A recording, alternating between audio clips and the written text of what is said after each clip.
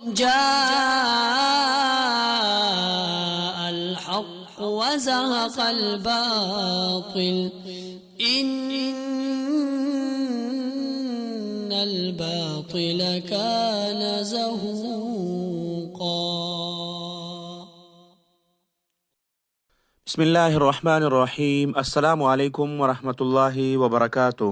محترم سامعین، social media پر دارالعلوم کراچی کا ایک فتویٰ زیر گردش ہے جس میں لکھا گیا ہے کہ دنیاوی کام کے لیے اسلام کا نام استعمال کرنا شرعاً حرام کام ہے اور گناہ کبیرہ ہے۔ پھر آگے لکھا ہے کہ لہٰذا جمعیت علماء اسلام کے سربراہ مولانا فضل الرحمان صاحب اپنے اقتدار اور کرسی کے لیے ہر وقت اسلام کے نام کا فائدہ اٹھاتا ہے۔ ان کی غیبی مدد سن کر ہم سب علماء نے یہ فیصلہ کیا ہے کہ جمعیت علماء اسلام کو ووٹ دینا شرعاً حرام ہے اور عظیم گناہ ہے، لہٰذا اپنا ووٹ جس کو بھی دینا ہے مگر اسلام کا نام استعمال کرنے والوں کو دینا بندہ ایمان سے فارغ ہو جاتا ہے۔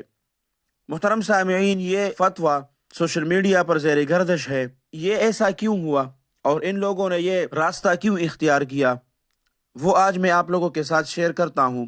یہ اس لیے کہ جب انہوں نے مذہبی طبقے کو عروج پر دیکھ کر تو ان سے یہ بلندی برداشت نہیں ہوئی اور ان سے مذہبی طبقے کا یہ عروج برداشت نہیں ہوا، تو وہ اپنے مکمل کوشش اور محنت سے ایک پیک فتویٰ بنا کر شیئر کرنا انہوں نے شروع کیا تاکہ سادہ مزاج ڈیجیٹل میڈیا کے ناشنا لوگوں کو ٹرخا کر علماء کرام کی جماعت جمعیت علماء اسلام سے متنفر کیا جائے اور انہیں مذہب سے دور کیا جائے۔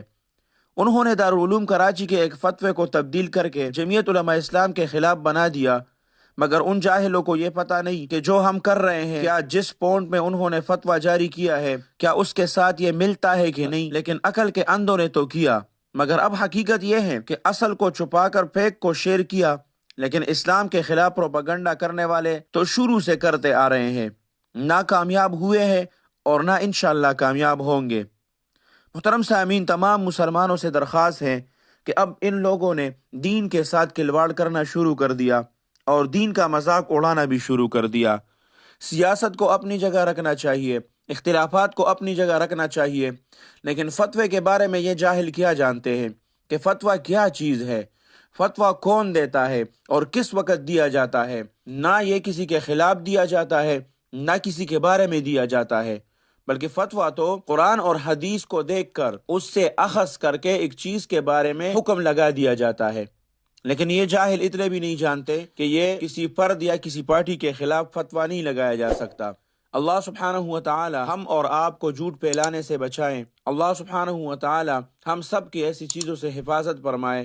اللہ سبحانہ و تعالی آپ سب کو اپنے حفظ اور امان میں رکھے، اپنے خصوصی دعاؤں میں یاد رکھے۔ السلام علیکم ورحمۃ اللہ وبرکاتہ۔ جاء الحق وزهق الباطل إن الباطل كان زهوقا.